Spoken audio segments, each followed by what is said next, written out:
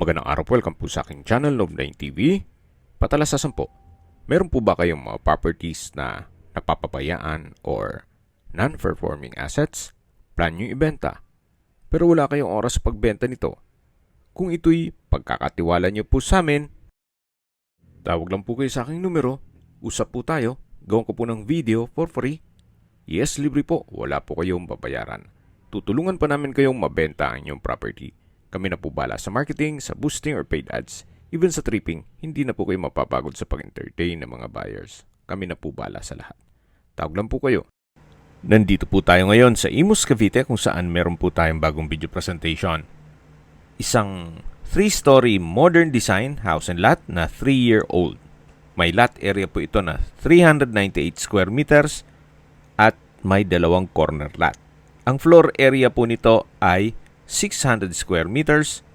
Meron pong 4 bedrooms with own toilet and bath, music room, maid's room with own toilet and bath. Then meron pong penthouse at view deck.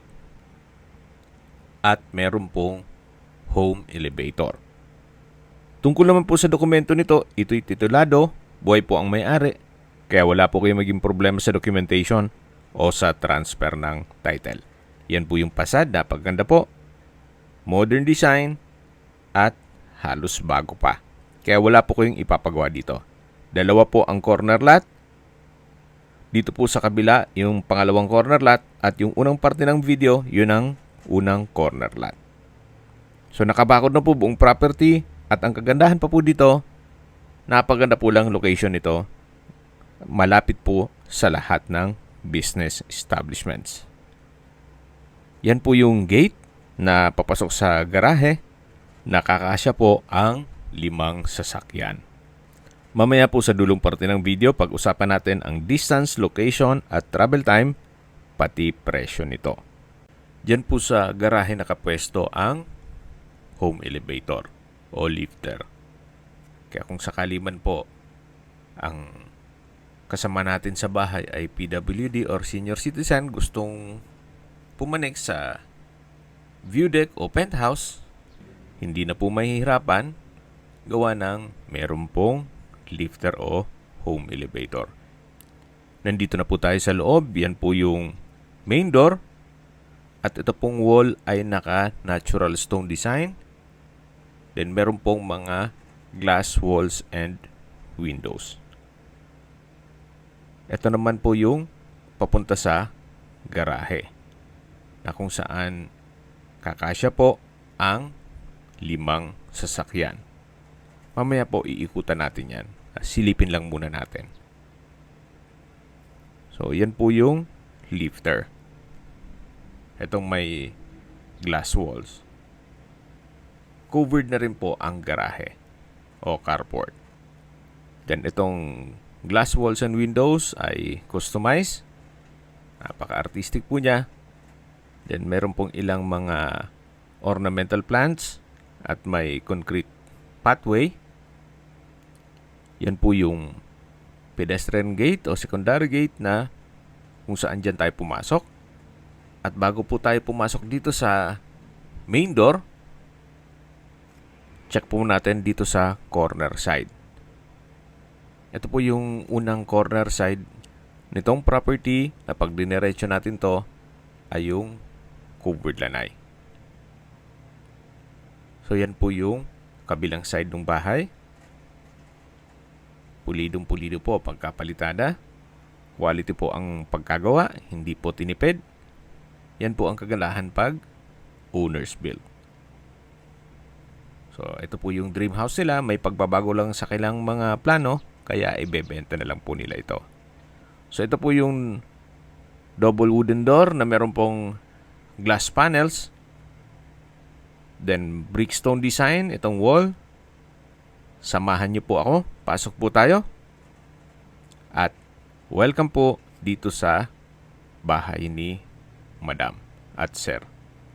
Na kung saan napakaganda po, napakaaliwalas. Ito po yung receiving area. Double high ceiling at meron pong glass wall and window na nag-serves as natural sunlight. may chandelier, wooden design ceiling panel, then meron pong mga pin lamps dito sa ceiling, at premium tiles po ang ginamit dito sa flooring. Tungkol po sa furnishings, wala po silang napanggit. Pero kung sakali man na may maibigan po kayo, siguro pwede nating i-negotiate yan. So ito naman po yung dining area na may dining set, then may chandelier, at ito po yung sliding glass door o door glass na papunta naman dito sa covered lanai. Na meron pong coffee table, meron pong natural stone tiled wall, at yun po yung corner side na kung saan galing na po tayo dyan kanina. Then dito naman po ay yung setback papunta sa service area at paikot dun sa garahe. Ito po ulit yung dining area na may 6-seater dining set. Yan po yung receiving area. Then dun po yung living area. Ito naman po yung breakfast nook na may high chair. At sa dulo ay may wooden shelf. Then meron din pong sliding glass window. At ito naman po yung formal kitchen na may island. Then meron din pong tatlong high chair. May kitchen countertop,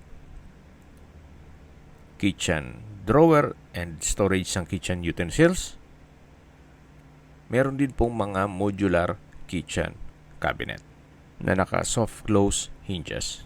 At meron pong malaking kitchen window, then nano block sink with faucet, at dito naman po yung dirty kitchen.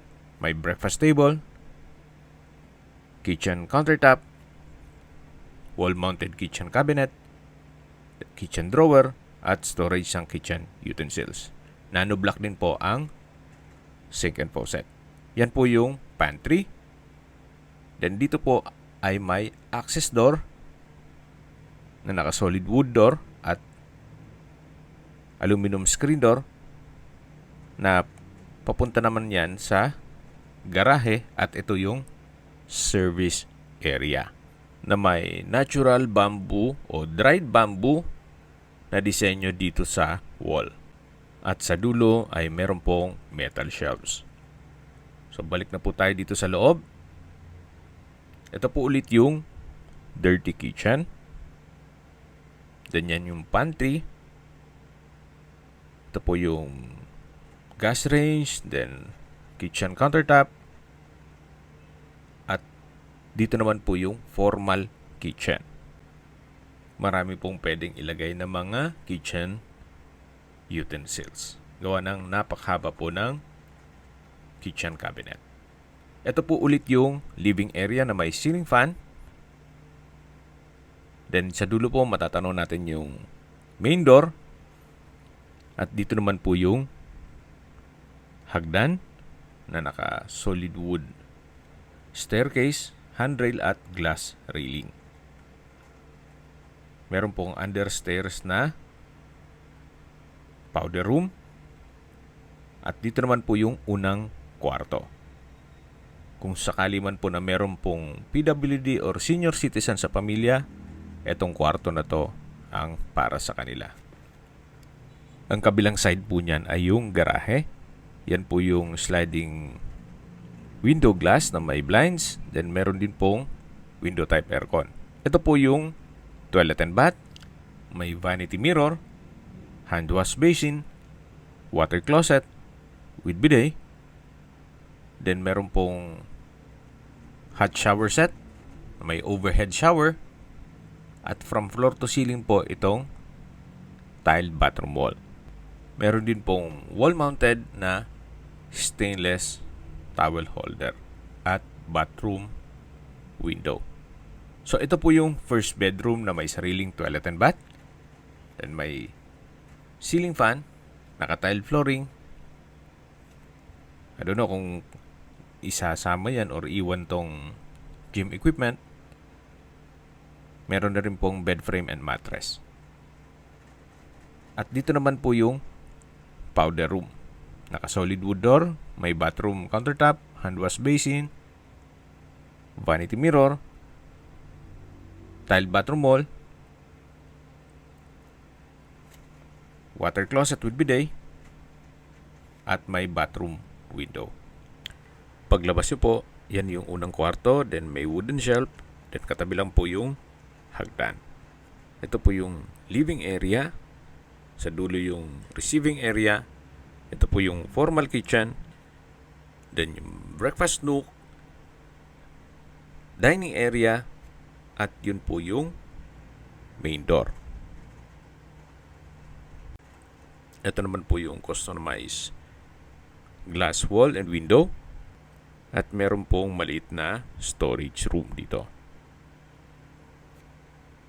So, check po natin yan upon tripping, at may mga gamit sila dyan ngayon. So ito po yung staircase na naka-solid wooden planks, then glass railing, at wooden handrail. May chandelier din po. Then may painting. At samahan nyo po ako. Akyat po tayo. At nandito na po tayo sa second floor. Ito po yung family area. Meron pong chandelier. Wooden design itong tile flooring. At dito naman po yung sliding glass window papunta sa balkonahe. Mamaya po ikutan natin yan. Dito naman po yung open below na naka-glass railing. Then, yan yung chandelier. Ito po yung glass walls and window. Nag-serve as natural sunlight. Mula po dito, matatanaw natin yung receiving area. At dito naman po yung wooden design na ceiling panels. Ito po yung first bedroom. Naka-solid wood door. Malaki ang espasyo, may wardrobe, bed frame and mattress, customized glass window with blinds, may ceiling fan, may window type aircon, at may sariling toilet and bath na may bathroom countertop, vanity mirror, hand wash basin, bathroom cabinet, water closet with bidet, hot shower set, at bathroom window. Naka-tiled bathroom wall din po yan. So ito po yung pangalawang kwarto ng buong bahay. At yan po ulit yung family area. Dito naman po yung third bedroom. Naka-solid wood door. Halos kasinlaki lang po nung kabilang kwarto. Malaki din po siya. Then meron pong sliding window glass with blinds, window type aircon, bed frame and mattress. Then may sariling toilet and bath na may bathroom countertop, hand wash basin, water closet with bidet, hot shower set, overhead shower, wall mounted towel rack, at tiled bathroom wall. Ito po yung third bedroom. Labas po tayo. Ito po ulit yung family area.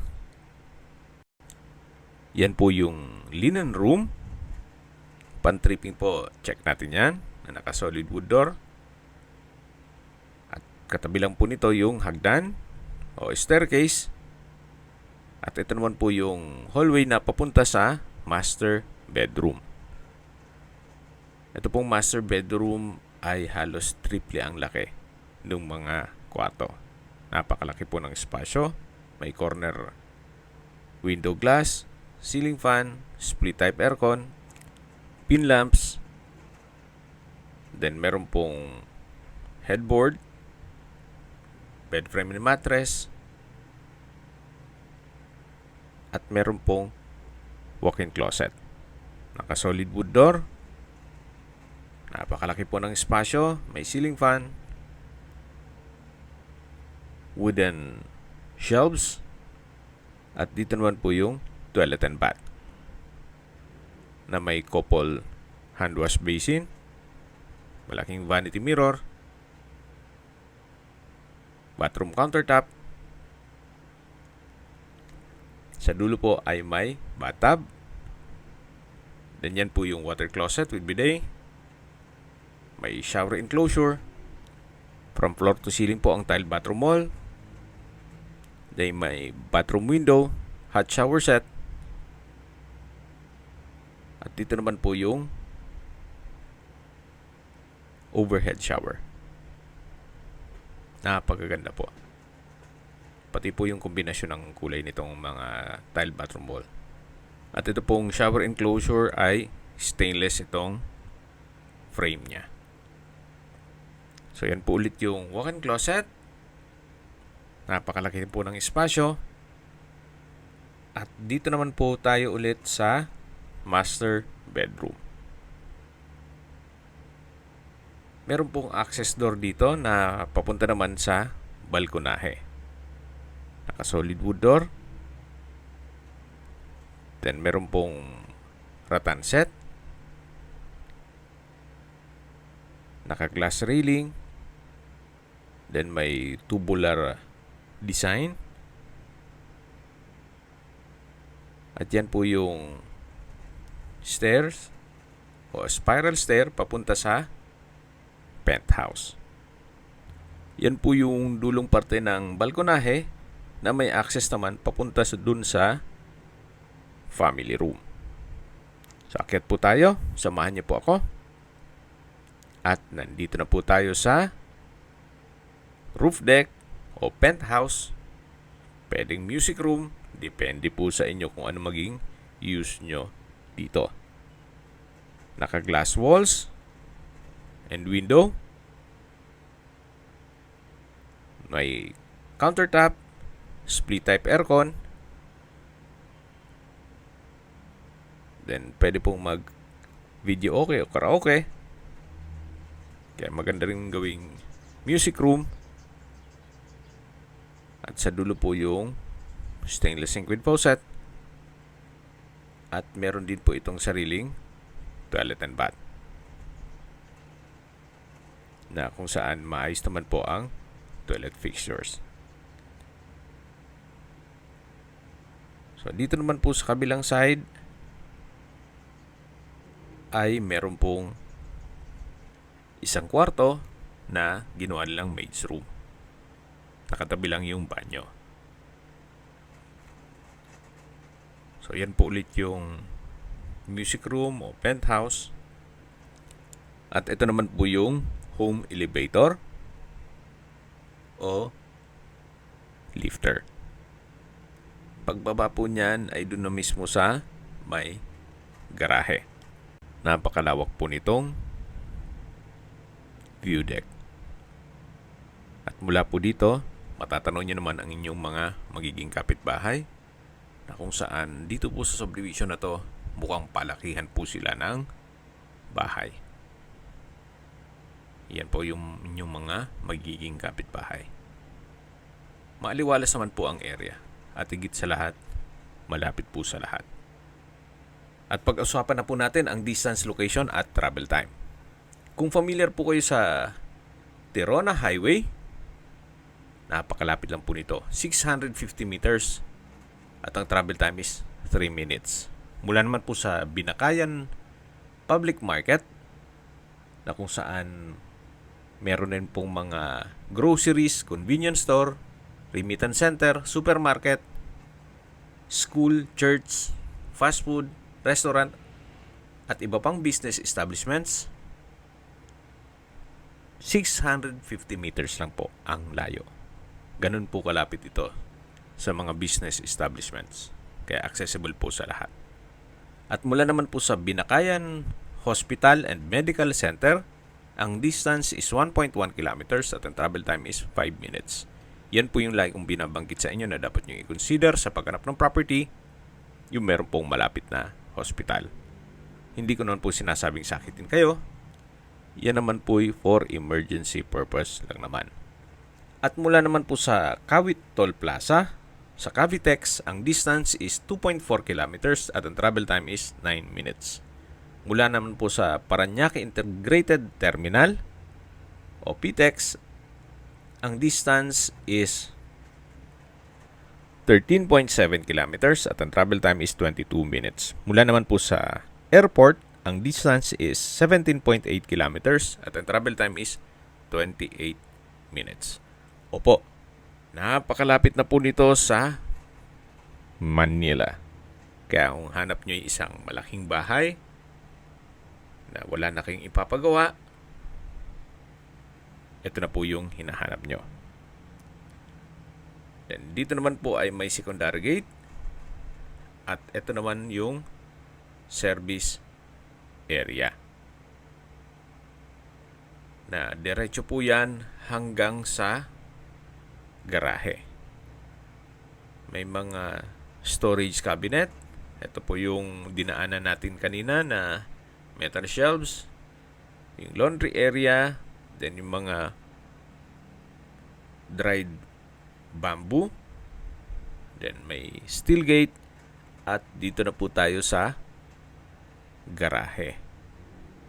Nakakasya po ang 5 sasakyan. Then silipin po natin yung lifter o elevator. Yan po yung tinutukoy ko na lifter at working po yan. Okay, sa presyo na po tayo. Binebenta po ito ni owner sa halagang 25 million pesos, which is murang-mura na po yan.